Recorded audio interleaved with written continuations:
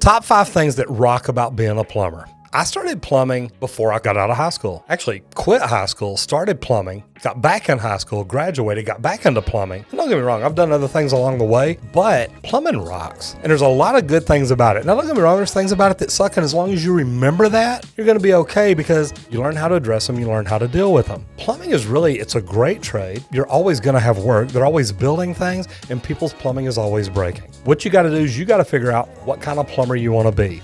Actually, if you go to my free mini course where I talk about commercial, residential, service, new construction, union, and non-union, it'll help you figure out what kind of plumber you want to be. But today, I want to tell you about the 5 things that rock. I love my life as a plumber. I have fun. I live a comfortable lifestyle. I have a Jeep. I have a nice house. I used to have a motorcycle. I love my life, but I got to work hard for it, and I get that. Number 1, you're the first trade on the job. So if you're a commercial plumber, normally the plumbers are one of the first trades on the job because they do the underground. Now, there may be a construction crew out there to put up batter boards, get ready for concrete, get ready for stuff like that, but the plumbers are normally the first trade on the job. Why is that good? You get a good spot for your office. You get a good spot for your Connex. You can start your laydown yard. There's a lot of good things about being a plumber because we get there before everybody else. Now, the Sparkies, the HVAC people, you know what? They're going to sneak in later, but they'll get whatever area we hadn't already got. So being a plumber and being the first person on the job is fantastic. Now, I got to tell you, I've always used it to my advantage. When you're there, you want the place where it's easy to get out in the afternoon and get on the road and get home, or it's close to the way to get to lunch. I hate to tell you, but man, those are great reasons. Number 2, plumbers make good money. I got to tell you, I do. I always have made good money. But even just a plumber that doesn't want to get into supervision, that doesn't want to be a foreman, that doesn't want to do things like that. The plumbing scale, plumbers make good money. And if they end up going to work for themselves, they can really make good money. The trades are short people right now. We're going to be looking for people to get into the trades for the next few years. And what that creates is a supply and demand.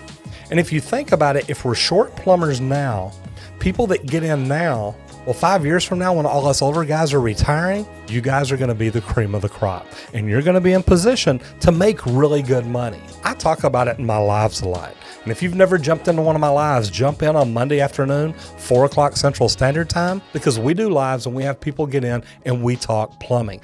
I answer questions, but I talk about it in my lives. I truthfully think 5 years from now, plumbers are going to be making $100 an hour on the check.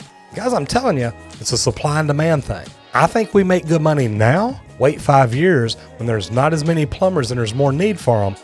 Plumbers are going to be making bank. Number 3 is physically rewarding. Look, I'm not sitting in a chair all day long in front of a computer doing nothing. I'm not sitting there just looking over reports or reading or writing reports or managing this or managing that. A plumber out in the field is a physically active job. On new construction work, he's carrying big pipe around, he's hanging it, he's installing it, he's moving from floor to floor, he's laying out bathroom headers. There's a lot of different things to be doing. Climbing up and down ladders, hanging pipe overhead. It's a physically rewarding job. You don't just sit there all day. Don't get me wrong, as you get older and a little fatter, you spend more time in a chair, managing a job, looking at blueprints, placing orders, doing timesheets.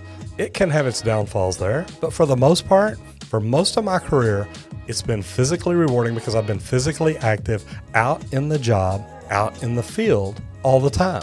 And I gotta tell you, I prefer that over an office job any day of the week. Number 4, chicks dig it. And I know that sounds funny because a long time ago, when I tell people I was plumbing and they kind of look at me funny, I started telling them I'm in construction. I wouldn't even tell them I was a plumber. But I got to tell you, as I got older and got better at it and fell in love with it, it was like, you know what, if you don't like the fact I'm a plumber, don't worry about it. But here's the deal. Most plumbers are pretty mechanically inclined. What that means is when a chick finds out you're a plumber, she knows if she has a problem at home, you can take care of it. If her mama has a problem at home, you can take care of it. If her ex-boyfriend has a problem at home, probably take care of him too. I'm just saying, chicks love the fact that you're good with your hands, you know what you're doing. I mean, think about it. If you can help her out by fixing her plumbing at home, man, she might have you lay pipe or something. You never know. Number 5, with everything going on in the world right now, we are essential. People have to have water. With everything going on, people are locked up, people are socially distancing, people are maintaining their safe distance, but they've still got to have water at home. I own a residential service company, so we go out and fix people's plumbing. When they have a leak, when they have a clog, anything like that, we go out and take care of it. And guys, here's the thing.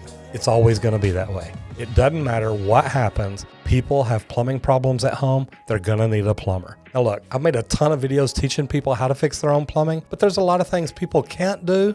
There's a lot of things people aren't going to want to do. But here's the deal. We all have to have safe drinking water. That means the fresh water has to come in and the sewer water has to leave. That is up to a plumber. The only thing that I see that may not be essential right now is the new construction work. I mean, think about it. In New York, you got hotels and casinos going on, 50, 60, 80, 500 stories, whatever it is, and you're jamming people in buck hoists and elevators and break rooms and lunch areas and making them use the same porta-john over and over and over and over. That's got to be really bad.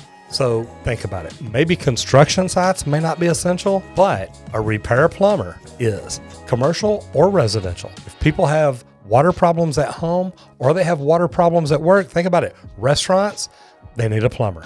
Restaurants are still open. The big stores are open. There's a lot of reasons that plumbing is essential. Plumbing rocks because look, you make good money. It's physically rewarding. It's good for you. It keeps your mind going. Depending on what kind of job you have, you can stay mentally involved with plumbing all the time. It's not like a welder, you know, puddle, puddle, puddle, puddle, puddle. Don't get me wrong, some of my best friends are welders, but I know what goes through their mind. Plumbers stay busy. Plumbers stay active, and we get paid good, and the chicks dig it. If you didn't see the video, the top 5 things that suck about being a plumber, go watch it. That was last week. Now, it's all looking good. I'm Roger Wakefield, Lead AP, the expert plumber. I'll see you in the next video if you don't get flushed.